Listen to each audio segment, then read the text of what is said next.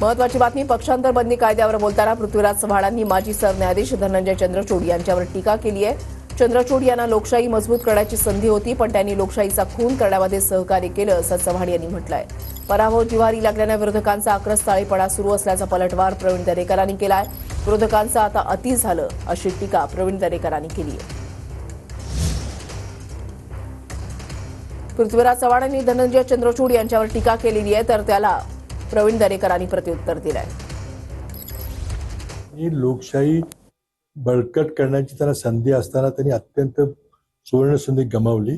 आणि मला वाटतं की आता ते माजी सरन्यायाधीश आम्हाला त्यांचा आदर आहे, त्यामुळे फार जास्त तोंडातून एखादा चुकून जास्त शब्द जाईल म्हणून मला काय बोलावं मला माहित नाही, पण त्यांनी खरं म्हणजे लोकशाहीचा खून करण्यामध्ये त्यांनी सहकार्य केलं।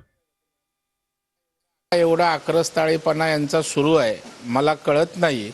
पराभव तर या देशामध्ये राज्यांमध्ये अनेक पक्षांचे अनेक नेत्यांचे झालेत, पण एवढा जिव्हारी घाव लागलाय की अगदी न्यायमूर्तींवर पण आरोप तोही त्या ठिकाणी लोकशाहीचा खून केल्याचा करणं म्हणजे जरा अतिच होते असं मला वाटतं।